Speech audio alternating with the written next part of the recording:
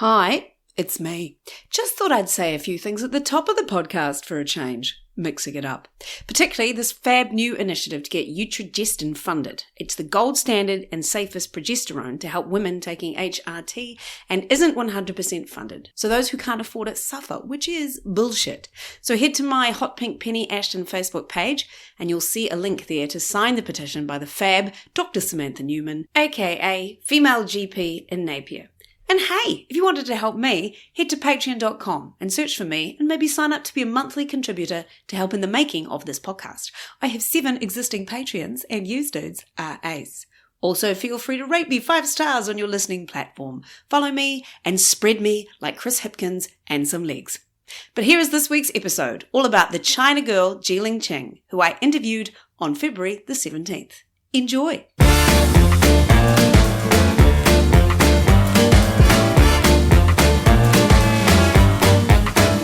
Hello everyone, nau mai, haere mai, kia ora koutou, and welcome along to Showy Ovaries, a podcast where I, brand newly perimenopausally Penny Ashton, root around in the world of menopause to learn all I can about the slings and arrows of estrogen fortune before they hit me in the ass. A quick reminder, as always, that I am not a doctor, though I do have a certificate from my primary school from 1979, age 5, which reads, Certificate of Merit, passed with honours, for singing sweetly and for the interesting talks she has given the class. Coda, whether they liked it or not. Today's guest has been around a lot of sweet singers and has been involved in many an interesting talk herself. New Zealand hospitality superwoman, star of one of my favourite 80s TV shows, Glossy, and the movie Desperate Remedies, former model, sometimes band lighting operator, and star of some guy called David Bowie's music clip, China Girl. Please, please, please welcome Geeling Ching to Showy Ovaries. Hello, kia ora, hello. Hello, kia ora. Hello, welcome. Thank you. How you doing? Pretty good, actually. I mean, it's a beautiful day and here in Tamaki Makaurau, and it's not 1,000,000% humidity. Yes, it's been pretty crazy. Yeah, so I'm really grateful for that. Right, absolutely. How is the bar going in the red light and restaurant situation? We're doing okay, actually. We've got a lot of support from the community, which is fantastic. And so we're just, doing the best we can with the limited numbers we can seat. We can normally seat about 250 people. Wow. So to only seat 100 it makes quite an impact. And this is Soul Bar, right? Yeah. And so you have quite a dedicated clientele, hey? Yeah, we do. And I think, we're really lucky. We have a great reputation. We've been here for 21 years now. We're turning 21 this year. Ooh. So I think people have confidence in us, which really makes a difference. Yeah. And how long have you been there? I was here in the start and I worked for 12 years. And then I stopped and opened a bunch of other things like the ASB Waterfront Theatre. Yes, indeed. And then I was enticed back last year. So I've been back for about a year and a half now. And is that a good decision? It's a great decision. It's like coming home. Oh, but I did say to Olivia when we talked about me coming back, I said, I'm not going to give you another 12 years, by the way. I'm hoping to have retired by then. Yeah, exactly. But I might give you a good solid 5. And I just like to tell everybody that's the noises we can hear in the background is that you are actually in the restaurant right now. We are setting up for another gorgeous day on the viaduct. Yeah. So fabulous. Good. Yeah. Summer is a wonderful time to go. I mean, Seoul's got such a large space. It's good in any weather, but yes, in summer, and we have heaters and all that stuff. Right. But yeah, in the summertime with the baskets flowering and everything, it's really special. Well, I've got a longer introduction for you now. So it's all about your marvelousness from the past. So brace yourself for that. So here we go. Geeling Ching grew up in Auckland in the 60s, and at the time she was the only Chinese girl in Mount Roskill Primary School. She confesses to not being the most diligent student, but she was an excellent pupil of socialising, and at 17 in 1977, she left Linfield High and moved in with her very stylish boyfriend, much to her parents' dismay. That was the beginning of a whirlwind time, dating musicians, operating their lights, and living amongst a sex, drugs, and rock and roll world, but wisely ignoring the drugs part.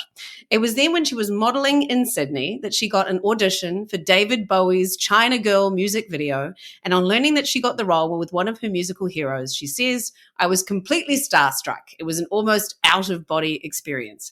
After rolling around naked in the surf with the Starman in the video, he invited her on tour with him for 6 weeks in Europe, which was a magical time, but she knew that it wouldn't last. And then she was back to New Zealand, where she landed roles on screen, including in one of my favourite mid-80s television shows, Gloss. But for the past 30 years or so, she's been one of Auckland's best known, most loved, and shit-hot maitre d's and restaurant managers, from Chin Chins to Soul to Crew Club to the ASB Theatre, with a brief sidestep into Dancing with the Stars. She rules with a velvet fist, and I am excited that she can be here to talk to me as she's watching everybody get their restaurant ready around her. So please welcome Geeling Ching. Hooray! Welcome again. How do you like hearing all of that? It's kind of weird, Right. You think, oh, that's someone else's life, and then you go, oh, no, that was me. That's definitely you. That's right, that was me. Yeah. And of course, it would be very remiss for me not to ask about David Bowie. So how was going on tour with David Bowie? Totally strange. I mean, one thing I learned from going on tour with David, I would never want to be that famous. Right. You just don't have any time to yourself. And I could regale you with stories, Penny, of ways we had to hide him in the bottom of cars and avoiding people who were mobbed outside restaurants and hotels and stuff like that. I mean, it was pretty full on. And I think the amazing thing was I never saw him really fazed by it. He was really quite generous with people's time. Yeah. And you had a little bit of a romance, is that correct? I guess a mini romance. I mean, it was very odd. I got the video and that was all good. And I was living in King's Cross at the time with my then boyfriend, Paul, one of the most generous men I've ever met. Yes, really. And yeah, and David was staying down at the Siebel Hotel, which was the notorious rock and roll hotel in Sydney, down in Elizabeth Bay. And I think on the second day of shooting, he said to me, you should probably come and just move into the hotel with me because, we have to trying to make a relationship look real and all of that sort of thing. Not move into my room per se, but move into the adjoining room. Wow. As it were. You must have been mind blown. I went, oh, okay. Yeah. And then I went home to Paul and I said, so I'm moving into the Siebel with David Bowie. And Paul went, mm-hmm. Yeah, well, that meant he was amazing. Okay. Yeah. And yeah, we've spoken about it afterwards. And he said, well, what am I going to do? Say no? It's David Bowie. Yeah, wow. So yeah, it was weird. And we spent a week shooting the video and they shot Let's Dance at the same time. That's why David was in Australia. Right. Because he wanted to shoot the outback and the Aboriginal kids and stuff like that. Right. And they thought that if they could cast China Girl in Australia, they'd shoot it there. And then if they couldn't, they'd fly up through Hong Kong on their way home and they'd shoot it up there. So it must be really interesting to you to get that part as being, at the time, you were such a minority of the Asian community in Auckland, and then to land this massive role as the China Girl. Like, that's really interesting. Did you feel that? I really didn't. I mean, I was convinced I wasn't going to get that role anyway. I walked into the audition room and it was full of these gorgeous, tiny Asian women, what I mean? Tiny Asian. A bit like yourself, let's be honest. No, I'm huge. Oh, right. I mean, really, in comparison, I'm really tall and big boned and I'm built like a Kiwi. Right. And so I was almost certain I wouldn't get it. And then when I went into the interview, David Mallet and David Bowie interviewed me, David Mallet, the director, and then they got me to stand up next to David because he's not very tall. Right. And then I stood up next to David and we looked at each other and they went, okay, good, you've got the part. And I was like, oh my God. Had you managed to keep your cool outwardly or not at all? Yeah, no, I was pretty cool, I mean, it's only David Bowie. Right. Yes, managed not to wet myself. It was good. And so then you were on this whirlwind of romance and tripping around Europe together, and you said that he was a gentleman, right, the whole time? He was really great. He was very, very kind, really smart. As I said, had time for his fans, which was pretty amazing. Yeah. I wasn't really expecting that. And for a while there, we had his son, Joe, with us because he just came over with his nanny and stayed with us in Sweden. And Joe would have been maybe 7 or 8 then, I think. A kid, who has since gone on to become a movie director and all of that stuff. Yep. But yeah, it was really nice to see David Bowie, the dad, as well. Right, okay. You had that, Yeah. that intel. But then you were like, okay, I've had enough of this fame. I'm going to come back to be New Zealand famous. Yes. Well, I mean, it's not sustainable, Yeah, really, unless you're really, truly going to be a groupie, yeah. then it's not reality. And David was touring Europe and then they were going to America and stuff like that. And I'm like, this isn't real, Right. you know. And I got the opportunity to go to London and do a bit of modelling over there with a friend of his. Ah, And so I said, yeah, I'm going to go over and stay with her and do hang out that. there. At 23, a really, really, really naive 23. So possibly there were things that I could have done in London. I may have tried to make a career for myself, but I actually it was the first time I'd been overseas, really. Right. And just really went, oh, this is too much. Wow. And then while I was over there, my mum got hold of me and she said, there's this guy called Leon Narby who's trying to get hold of you. Something about a movie. And I Cinematographer. thought, Yeah. oh, okay, well, that's something to go home for. So I came home and did the audition for Leon for Illustrious Energy. Ah, right, fantastic. And then Mm. I know, like David Bowie's good and all, but I can still remember this, so I'll do this for you. It's the guild on the gingerbread, the icing on the cake, the monuments to mirror glass, the cities on the make. Gonna take the high road, but no one counts the cost. It's such a sweet seduction. Gloss. I can still remember that. So I That's loved that amazing. show. I just loved that show. So I watched what was Gloss like? And if people who are too young or foreign, Gloss was like basically a soapy sort of drama that was about a magazine that was like Vogue. So it was like New Zealand's Yes. version of Vogue. So I Yeah. loved watching it. It was like 87, I think that started. Yes. I was 13. So Yeah. I was like the perfect age to be like, oh my God, this is awesome. So what was that like being on Gloss? Amazing. Gosh, what a wonderful experience. And for me, much more of because my character Jasmine wasn't written as Chinese. Ah, She was just Jasmine Sage, fashion editor. great. And so I think for Janice Finn to cast me was quite bold. Yeah, right. And then, I got to meet Lona, the fabulous Kerry Smith, Yes. Lisa, R.I.P. Simon, Craig, Kevin, people that we've known and lost. Yeah. And we got to wear such fabulous things. And we'd never really seen soap stars in New Zealand before. Yeah. And so we were all probably pretty obnoxious. I was so in love with Kevin Smith, and I met him a couple of times. Who wasn't? Yeah, I know. He was so, because I went to see a lot of shows at the Court Theatre, being from Christchurch, and so he was always just wonderful and hilarious. And then when I've grown up and worked with people with theatre sports and improv and actually met him, and I was very starstruck. So we were all very devastated, obviously, when he died. Yes. But Yeah. And also Craig Parker. I was in love with Craig Parker, which was a very Yes. futile endeavour. Yes, absolutely. But I mean, how gorgeous was Yes. he? Yeah, Craig Parker was a very beautiful man, but yeah. Absolutely. Yeah. It was really interesting. I saw him in LA when I was allowed to be in LA last. And, Craig's a very dear friend. And he was when I see him on Gloss, he was just, skinny white boy. Yeah. And now he's a man. Yes, indeed. He is a man, yes. I just think, what happened? Yeah. I know, and I was still in love with him then. It was really, I loved everything about it, and I was so sad. Yeah, but I think the other thing is it was an interesting time because we were starting to feel confident as a country to showcase ourselves. Yeah. And Liz Mitchell, who was the fashion designer who designed, did all the costumes and everything, she used New Zealand designers. So she made a lot of things herself. I wore a lot of Zambezi. There was a lot of the celebration of us being us, which was pretty cool. Although I think we did all put on sort of semi-posh, almost pseudo-British accents, darling. Yes. You're all very fabulous, very fabulous. Yeah. Yes, indeed, right. Yeah, but it was great. I loved it. I was very sad when it was cancelled. Absolutely. You couldn't have been more sad than us. No, I'm sure. We were all ready to go. How many seasons? 3.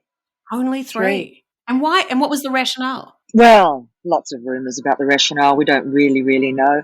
Apparently we were really expensive to make, which was, not very good. But yeah, we were all set to, most of us were being represented by Robert Bruce at the time, and we were all set as a team to, go for the big money Ah, right. for season 4. Right, we've got 3 seasons under our belt. We're off. And then they cancelled us and we went, oh, okay. So now We're what? not off anymore. No, in fact, we're off, literally.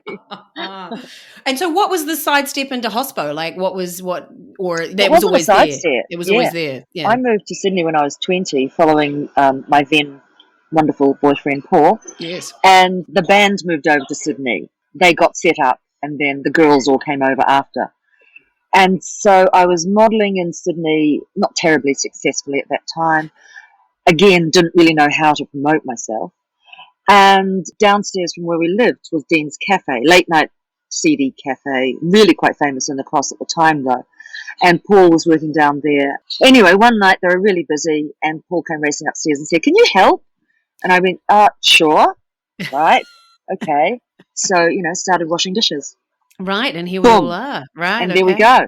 Yeah. There we go. And you've been managing now for a long time, hey? Yeah, a very long time now. And so now not so much restaurant managing. I mean, my official title at Soul is Ops Manager. So I just do all the stuff that no one else wants to do.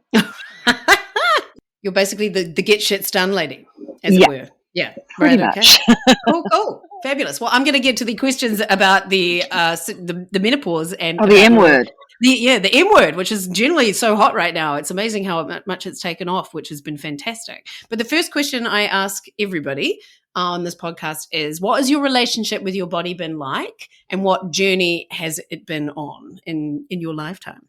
My relationship with my body, I've come to accept it. Right. It's mine. I'm not going to get anybody else's, am I? Absolutely. Was that a long process? Yeah, I think I think the modelling didn't help. Because you're expected to be a certain size. Mm-hmm. And, when people look at you up and down and they say, "Have you put on weight?" You're like, maybe.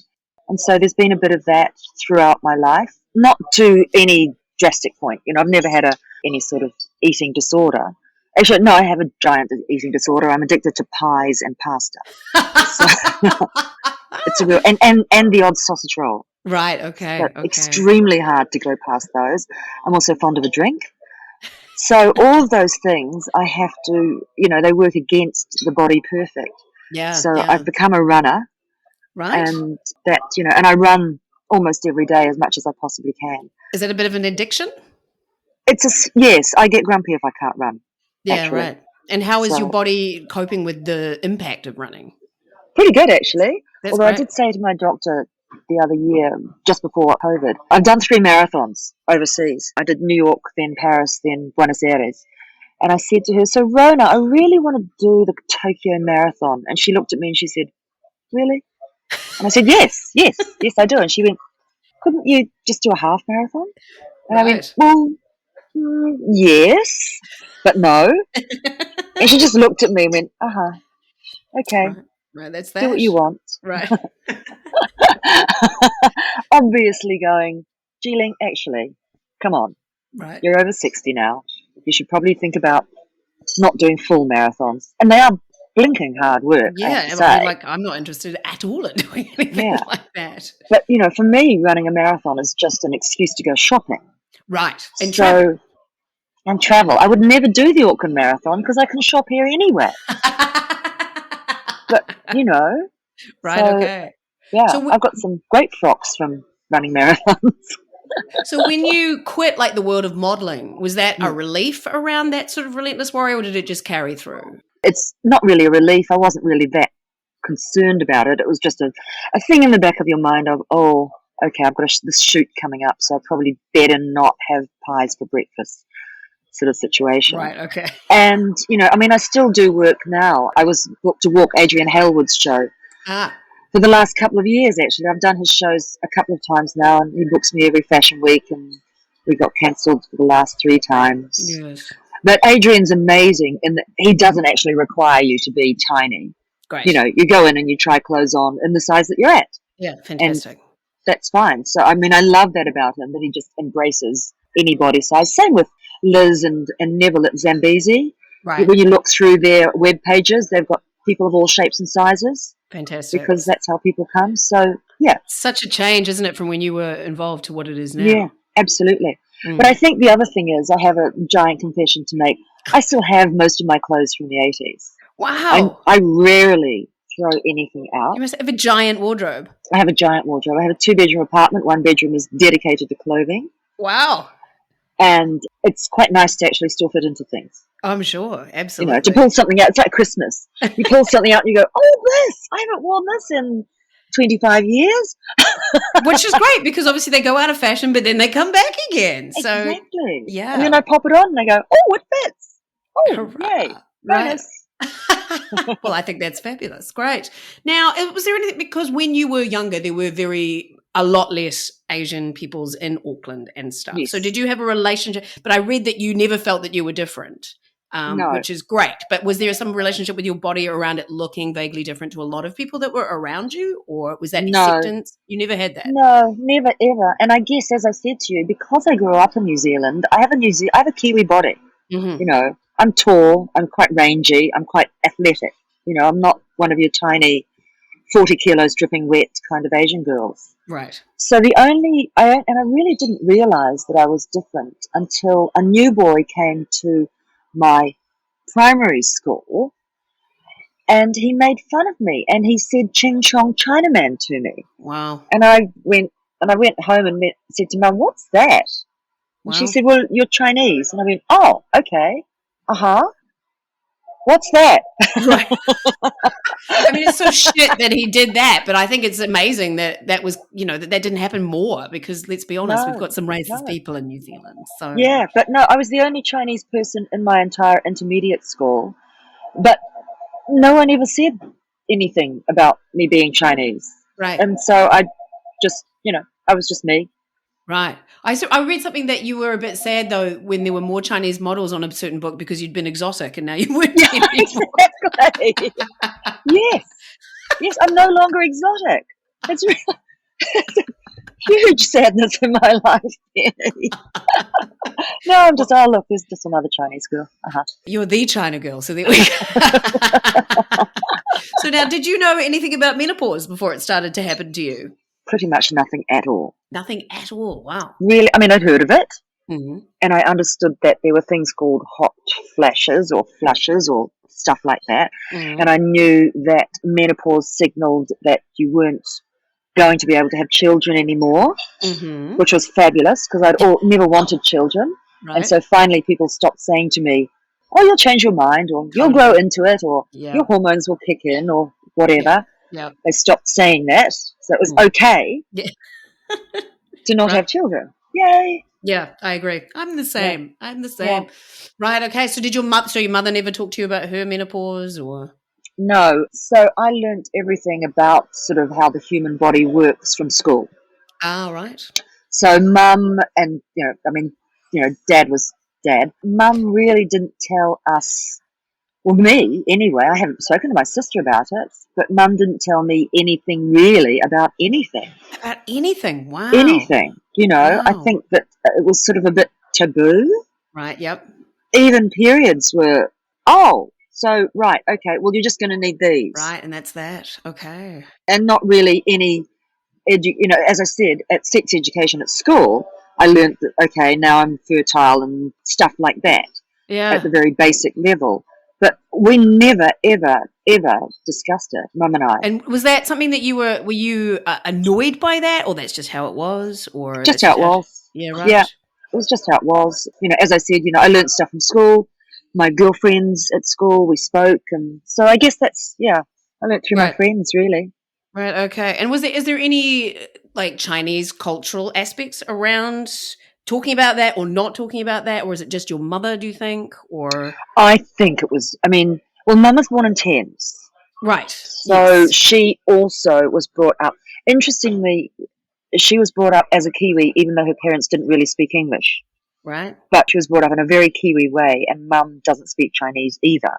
Right. So my whole family doesn't speak Chinese. Dad did, obviously, because he came from China, but he has long since passed away. So I don't really know. We were brought up very, very Kiwi style. When my sister was born, she's 6 years older than me, Mum and Dad had a fruit shop and they were working really, really hard. So they gave Linda to Mum's sister who couldn't have children. So Ida brought Linda up. Wow. And then when I was born 6 years later, they gave me to Ida as well. Right. And then eventually, apparently when I was about 1 or 2, Ida said to Mum, you need to take your daughters back. You Yeah. need to bring them up. Yeah, wow. And so then we went to live with Mum and Dad. Right. And so was that, do you feel like that, because, they say that those first couple of years are important for connection. Do you feel that that had an effect on your later relationship with her? Probably. Yeah, Right. probably. Yeah. Right, okay. I mean, we're not a close family. We're not a demonstrative, emotional family. We really don't hug. We don't hang out together. We Wow. live very separate lives. The theatrical world must have been very different for you. That's crazy. Can't keep their hands off everybody. Oh, no. And Right. hospitality as well. Totally. Right, okay.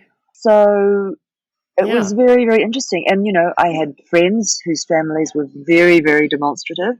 And I would sort of sit back and look at that and go, wow, look at that. That's interesting. Yeah, But right. I never judged my family for it. I never went, this is terrible or good or bad. I just thought, oh, well, that's my family and that's their family and that's how they do things. Because my family, we hug and stuff, but we never say, I love you. It's funny. It's like, we know, but we just never have ever said it. My dad said it to me once when I moved to the UK and I was totally thrown. Yeah. But you know that it's there. And it's like, Yeah. I don't feel that that's been a massive missing thing in my life. It's just the way it is. So I guess it's a similar sort of deal.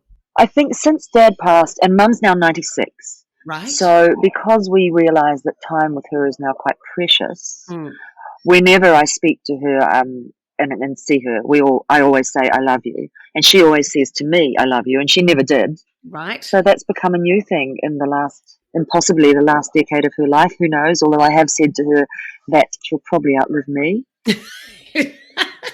And she's been saying to me for as long as I can remember, I'm going to die soon. Oh, She's been saying that to me since I was 10. wow. Right.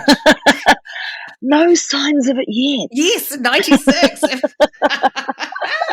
Right, okay. So that's so interesting, isn't it? And that's why I think it's important that we should actually teach menopause at school, because if that's where you're getting your information around your body, it would have been nice to get a little bit of a heads up, wouldn't it, about what was about to happen. Yeah. My doctor was also very, very useful. Rona is amazing, and she's been my doctor forever and ever and ever. Fabulous. So, any questions about bodily things, I talk to Rona. What sort of symptoms manifested in you when menopause started? Sweating, definitely.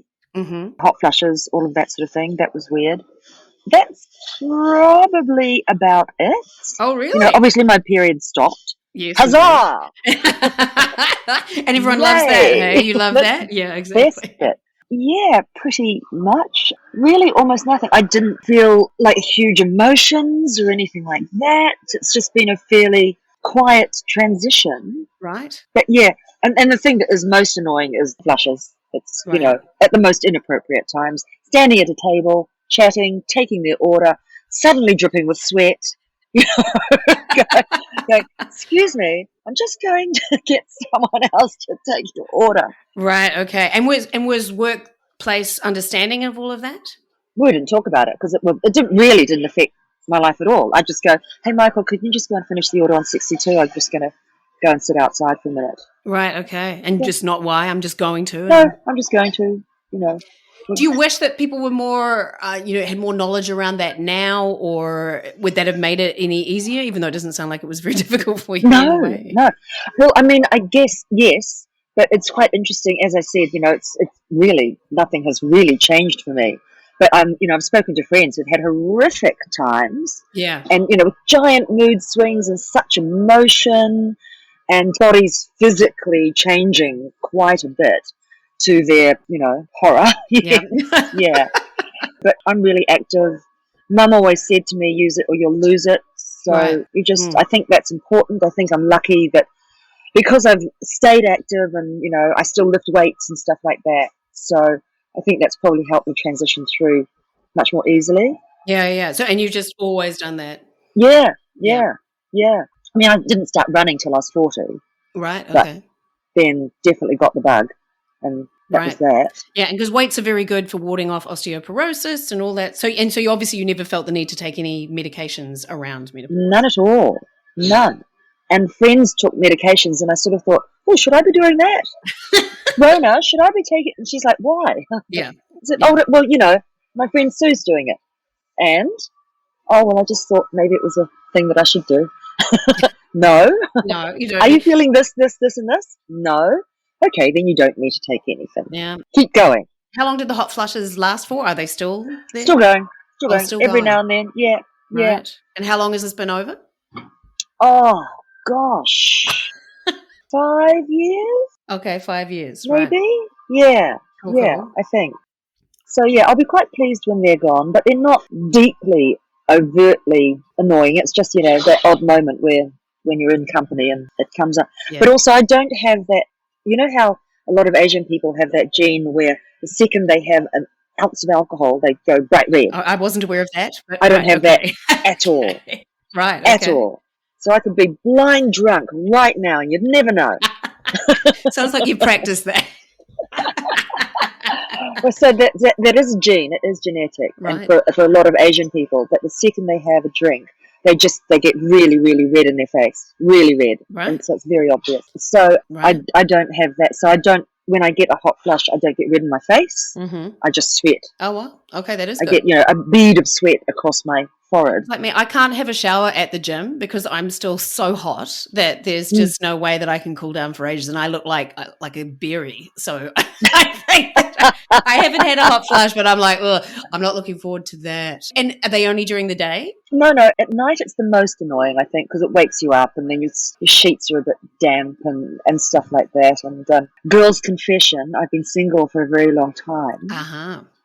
So I think if I had to share my bed with someone, it might be uncomfortable for them. Right. Or it might be or I might have to Push them away. recuse myself and go, I'm going downstairs to sleep, or I don't know. Yeah. But, I'm going to sleep amongst my dresses. Yeah.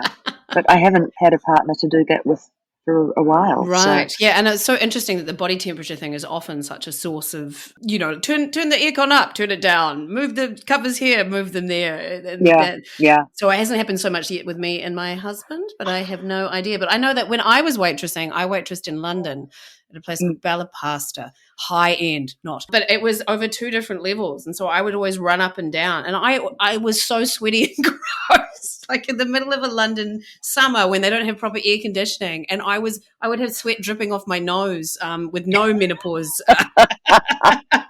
And people would look at me with it's like the grossest. What is that at the end of your nose? Yeah. This is the new sauce. Yeah. I'm hoping that's sweat.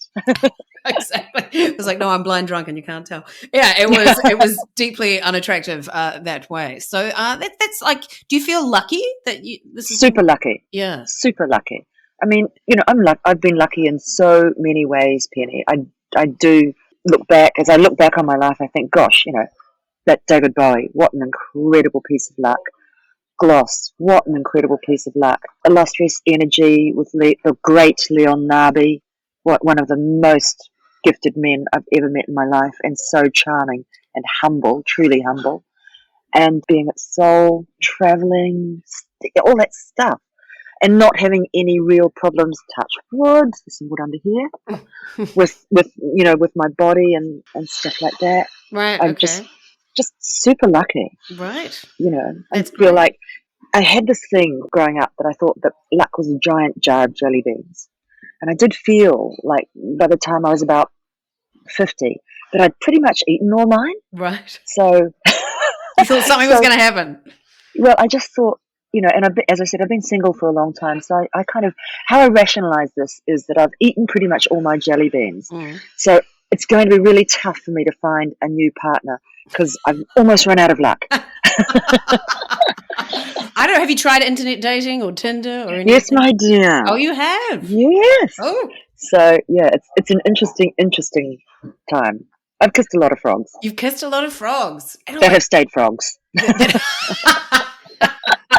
Despite your best efforts. Keep kissing. Yeah. Right. Yeah. Okay. I said to a close friend of mine actually today, it's February the something or other. Mid-February, 17th. 17th. Yes. Yep. Mm-hmm. Yes. I've been dumped 3 times this year already. What? Yes. That's a record. Man, what's wrong with these dudes? I don't know. Right. There's nothing wrong with me. I'm pretty normal. Yeah. I'm okay. I'd go out with you if I was not straight and married. Yeah, thanks, darling. Ditto. Right. Yeah. So this is Tinder, is it? Yeah. No, I'm on this thing called Bumble, Oh, yes. So you get to and that's where initiate. the women initiate the conversation. And then I considered going onto Tinder, Mm. but then everyone was like, "Oh, it's a hookup thing," and it's all a bit scary and weird. Yeah. And I don't want to jinx anything, Mm-hmm. but and I was about to remove my Bumble profile, so I don't want to jinx anything. But I did meet a man last week who's looking extremely promising. Oh, well, fingers crossed. I have all of my bits and pieces Please. crossed for you. Yeah, Please. my vulva is getting a bit scratchy right now, so I might not try and cross that. No, don't. No. That was a bit much, wasn't it? I was like, hello, I've just met you. Here's my vulva. Thank you so much. I'm not going to for show sharing. it to you. Yeah, I'm not showing it, everybody Please listening. don't. Well, that's fantastic. And Okay. at show and tell at Penny's, we saw a beautiful and natural thing, as my mother. Just what my mother used to call about sex, and it's a beautiful thing. Okay, thanks, Mum. Right. So, is there anything else that you might like to talk to? Oh, actually, I do have one question. Do you get sick, even though I did it because you just have to? But do you get sick of talking about David Bowie? I like talking about David Bowie when people are genuine. Uh-huh. I don't like talking about it when people are kind of really screamy and shouty at me. In what way? Oh my God, it's Daniel! Oh my God, come over here! Oh God, we want a photo with you! Oh, amazing! Look! And I'm like, oh, please. And people they think I'm a snob, or they think I'm really rude. But it's just, I am actually a person. Yeah, totally. I'm not like a commodity. Mm-hmm. And so often when people say, oh, can I have a photo with you, for my Facebook page, I think, no, I really don't want to be plastered all over your Facebook page. Thank you so much for recognizing or whatever. And it actually shocks me when people recognize me. It was 1983 after all. Yes, indeed. I'm a private person. Yeah. And my friends know I'm quite a private person. Right. Even though I have this weird outgoing job. Yeah, that's your job though, right? It's your job, and then you can withdraw when you're not working. Exactly. Yeah, I know people don't think of actors as real people. Like, it's amazing what they can, or if you go out and do social commentary or something like that, the hatred that can come back. I don't often get asked for pictures or anything like that, but I can imagine that would be a bit much after a while. Indeed, right? Yeah. Is there anything else you want to talk to around menopause at all, or women's health? No, not really. I'm all good. Just quietly going through it in my own way, making my way, hoping that the hot flushes will finish one day. Yeah, absolutely. And it's great that your doctor is good too, because so many doctors aren't good. So she's amazing. Yeah, that is fabulous. Yeah. She's my Jewish mama. Right. Okay. And did you have a moment? You've probably been a bit busy, but like, I have my fun fact, the fun menopause fact. Oh yes, I do. Oh, you do. Exciting. Well, it's kind of not. It isn't. It's a fun fact. All right. Good. It's not really menopause related, but that's fine. Anyway. That's great. Hold on, let me just get it. So, here we go. I'm just going to read to you. Okay, good. You have between 2 and 5 million sweat glands. Right. And the more active you are, the more you sweat. That's because the body recognizes that you need to cool off so you can continue to work out. Uh-huh. Right? Mm-hmm. Now, stress sweat and regular sweat are composed of different things. This is the weird thing. Stressed sweat has fatty acids in it, and regular sweat doesn't. How about that? Do they have different effects on the skin? Do you know? No, I don't know. I think the stressed sweat, because it's got the fatty acids in it, like you break out in spots and things when you're stressed out sometimes. So maybe that's an explanation for that. I don't know. Right. Okay. The body, it's amazing. We can get frustrated that doctors don't know enough, and I do think they should study more about menopause when half of the population goes through it. But it's just more than half. Yeah, well, 51%. Yes, that's right. Yes.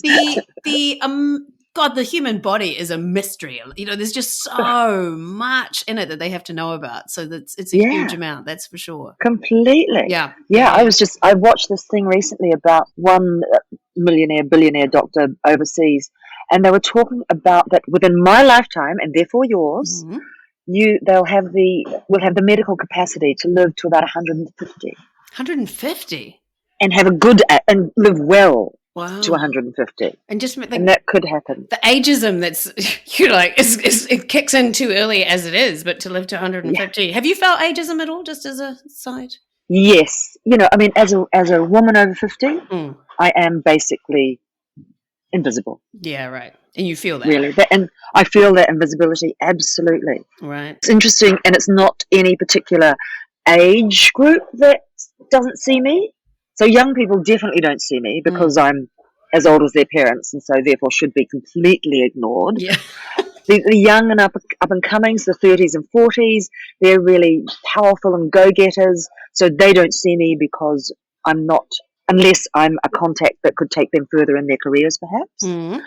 And then, here's a terrible thing to say, older men of my generation of 50s and 60s, and particularly those, this is my Bumble thing, and particularly those who are single and looking to find a partner, are far more interested in seeing women who are 30 and 40. Mm-hmm. Absolutely. And so a 60-year-old man isn't really interested in a 60-year-old woman. Yeah. Yeah. And that's a very sad thing. It is, isn't it? So my friends said to me, well, why don't you start dating 30-year-olds? And I went, no, I couldn't do that. No, I agree. It's like, what are you talking about? You wouldn't be able to talk about gloss with them. They wouldn't remember gloss. And, I'd be dancing to Spandau Ballet and they'd be going, who are those guys with the weird floppy hair? Yeah. I mean, I'm very happy to have somebody who's in my, it works for some people, absolutely, but yeah, it doesn't interest me either. Like my husband is younger, 2 whole years. So yeah, we have a lot of the same cultural touchstones, which I appreciate. Yeah. And I think that's important. Yeah. It's not just about what you look like and all that sort of thing. You've grown up with so many things, and as you said, cultural touchstones, all sorts of things. So yeah, I think it's super important. Yeah, I agree. Anyway, okay, good. Well, I'm going to let you get back on with your day. So thank you so much for making time to see your lovely face. You're very hot and gorgeous. Bumble people go and message her face. Well, no, don't. Let's see what happens with this man. And fingers crossed. Get me a prize. Send me an email. I'll keep you posted. Okay, well, thank you very much. Have a fabulous day. Goodbye. It's been an absolute pleasure. Cheers, love. Okay, bye-bye. Bye. So that was the fabulous Geeling Ching. And you'll be pleased to know I followed up on her Bumble romance and this is what she said to me. It's going really, really, really, really, really well. Then she giggled a lot, then added, I am not single anymore. So isn't that delightful? An intelligent man, clearly. I'm so bloody happy for her. And a reminder to head along and sign that petition by Dr. Samantha Newman. And have a bloody great week. We'll see you next time with New Zealand acting legend Robin Malcolm on Showy Ovaries. I've been Penny Ashton, ka kite.